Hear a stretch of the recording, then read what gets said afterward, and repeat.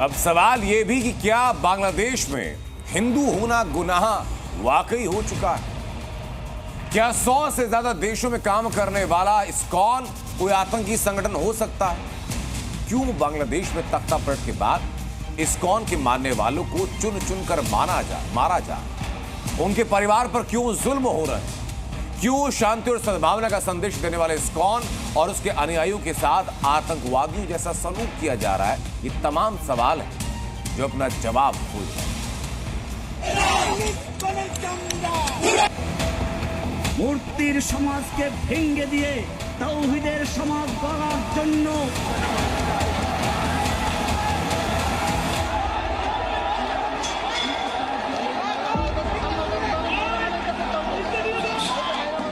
ये कट्टरपंथी बांग्लादेश की डर्टी पिक्चर है। बांग्लादेश में कट्टरपंथियों के उभार का ये सच है। जहां एक तरफ अलकायदा जैसे आतंकी संगठन से सहानुभूति रखने वाला आतंकी, भारत के खिलाफ जहर उगलने वाला आतंकी, पश्चिम बंगाल और कश्मीर के खिलाफ बयान देने वाला आतंकी नए बांग्लादेश में आजाद घूम रहा है, और एक तरफ वो इस्कॉन जिसने बांग्लादेश के लोगों की मदद की।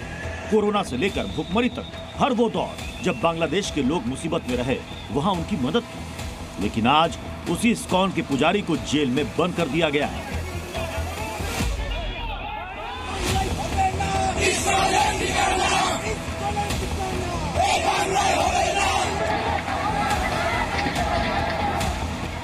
मंदिरों में तोड़फोड़ की जा रही है, हिंदुओं की दुकानों को जलाया जा रहा है, और आवाज उठाने पर पुंडरीक धाम के अध्यक्ष चिन्मय प्रभु को देशद्रोह के आरोप में जेल में डाल दिया गया है। ये नए बांग्लादेश की डर्टी पिक्चर है, जहां एक आतंकी बेल पर आजाद घूम रहा है और संत जेल में है। पहले जरा इस आतंकी की काली करतूतों के बारे में आपको बताते हैं। भारत के खिलाफ जहर उगलना इसकी फितरत में है।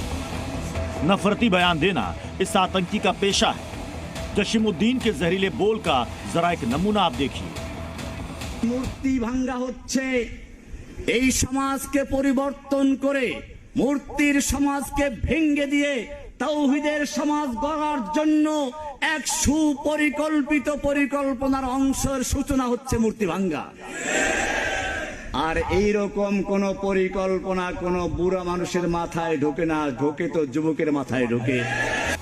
सुना आपने, ये बांग्लादेश का आतंकी जशीमुद्दीन रहमानी जो इन दिनों ढाका में आजाद घूम रहा है।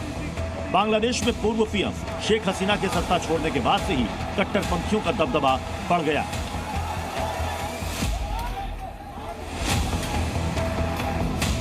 आतंकी जशीमुद्दीन कश्मीर की आजादी की बात करता है, पश्चिम बंगाल को भारत से अलग करने की मंशा रखता है, भारत के चिकन नेक काटकर भारत के पूर्वोत्तर राज्यों को अन्य हिस्सों से अलग करने के लिए चीन की भी मदद लेने की बात करता है।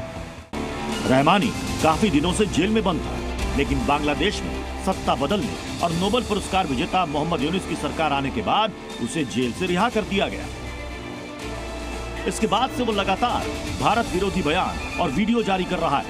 जशीमुद्दीन रहमानी हत्या के आरोप में 5 साल जेल की सजा काट रहा है। बांग्लादेश में अंतरिम सरकार के सत्ता में आने के कुछ ही सप्ताह बाद अगस्त में उसे बेल पर रिहा कर दिया गया।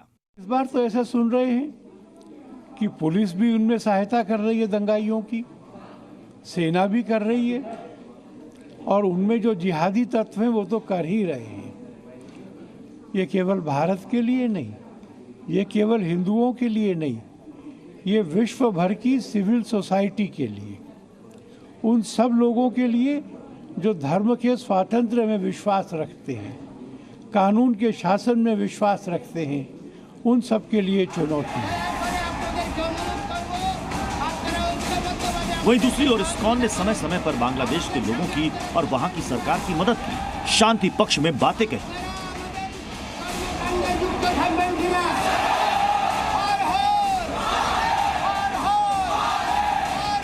पूज्य महाराज जी को जो गिरफ्तारी हुई है उसकी भी हम निंदा करते हैं, और जल्दी से जल्दी उनको छोड़ना चाहिए।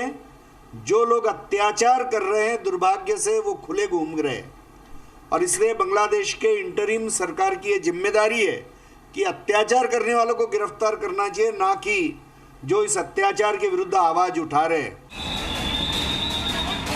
लेकिन अब कट्टरपंथियों की मदद से जो सरकार चल रही है वो अल्पसंख्यकों की आवाज उठाने वाली संस्था को कट्टरपंथी संगठन कहकर बैन लगाना चाहती है। और बाहर ये कट्टरपंथी हिंदुओं को, इस्कॉन वालों को पकड़ने और काटने की धमकी दे रहे हैं।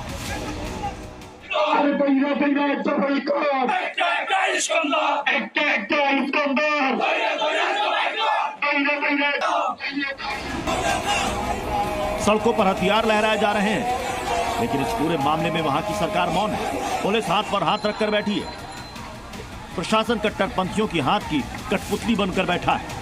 और अगर ऐसा ही रहा तो बांग्लादेश में जल्द ही कट्टरपंथियों का पूरा कब्जा हो जाएगा। ब्यूरो रिपोर्ट, जी मीडिया।